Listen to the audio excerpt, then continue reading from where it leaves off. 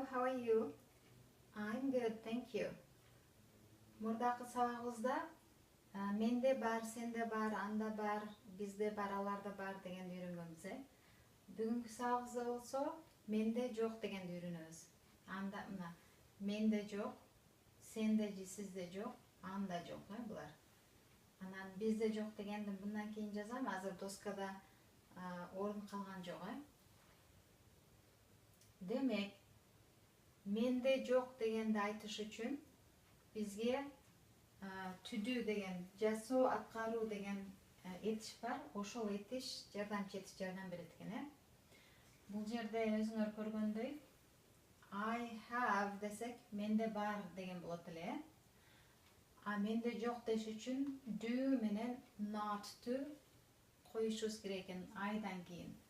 Do not деген бул өзү которулбайт, бирок кыймыл аракеттин do деген жасоодо кыймыл аракеттин тангыч экенин билдирип жатат. Not дегенчи.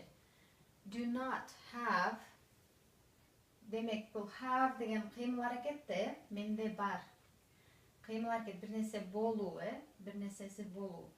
Кыймыл аракетти тескериге өткөрүш үчүн do жардам берет экен, бирок бул которулбайт, Do-нү not-ту көргөндө эмес деп түшүнөбүз, Do not, I do not have, менде жок.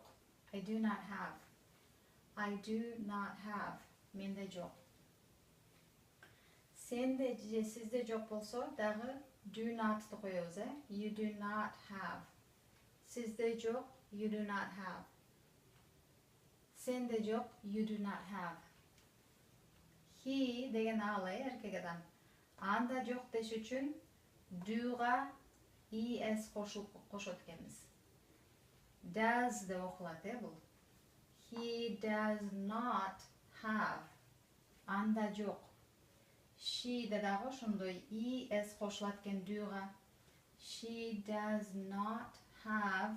Анда жок. It does not have. Анда жок,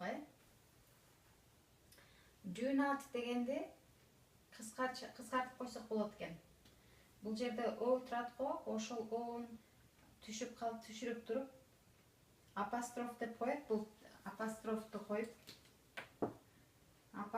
койсок мындай бүтүрчү, Кыскартылган, эки сөздүн кыскартылганы апостроф менен белгиленет экен. Do not дегенди don't деп айтсак болот экен.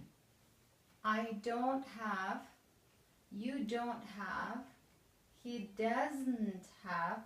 Does да эмне болот экен? Does not деген кантип кыскартат экенбиз? Бул жердеги not дагы o'нун ордуна апостроф койсок, бүтүрчү, Экөөнү бириктирип койсок, doesn't болуп калат экен. He doesn't have, анда жок. She doesn't have, анда жок. It doesn't have, анда жок. Мисал үчүн, ал кишинин эжеси жок, Кантип айтабыз? He does not have a sister. Сүйлөгөндү тезирээк сүйлөш үчүн doesn't деп койсок дагы болот экен, He doesn't have a sister. Анын эжеси жок. Сиздин байкеңиз жок десек кантип айтабыз? You don't have a brother. Do not десек дагы туура, don't десек дагы туура.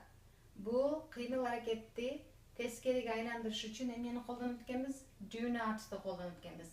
I да do not, you да do not, he де does not, she де дагы does not, it does not have. Ушул does not колдонуп экенбиз.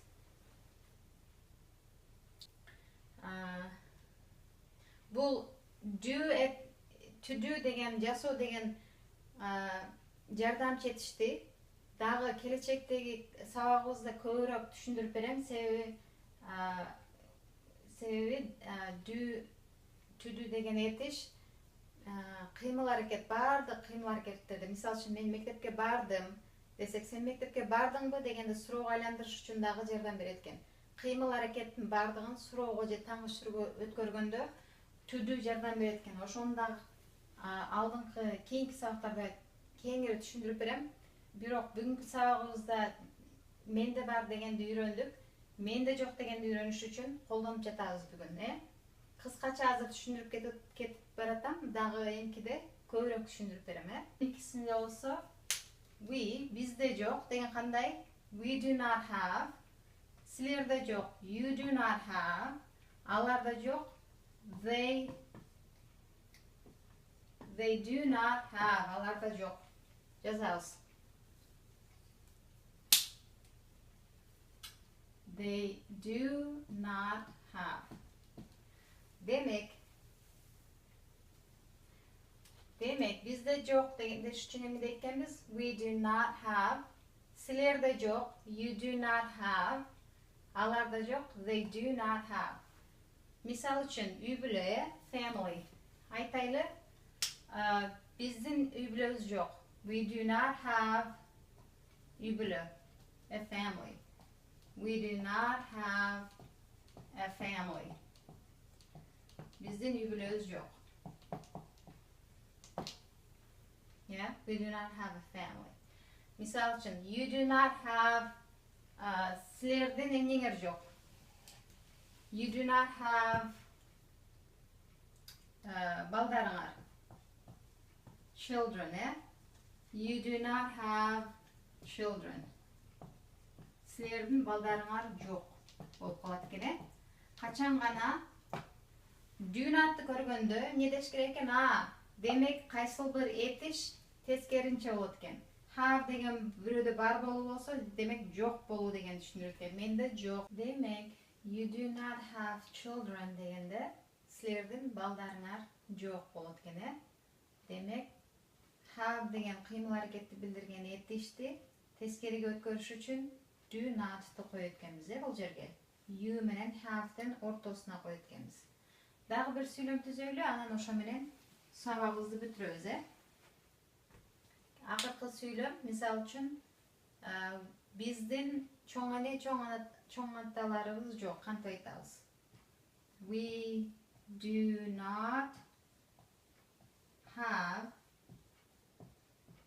grandparents. Grandparents деген чоң аталар, Grandparents. We do not have grandparents. Биздин чоң аталарыбыз, же тайнытайларыбыз жок, Do not have, бизде жок. Ушуну көчүрүп жазгыла. Үйгө тапшырма ар бир жакка үй бүлөдөгү сүйлөмдөрдү колдонуп, сүйлөм түзүлө жана комментарийга жазып кетсеңер, мен текшерип берем, Азырынча саламатта калгыла. We will see you in the next lesson. Have a good day and I will see you next time. Bye bye.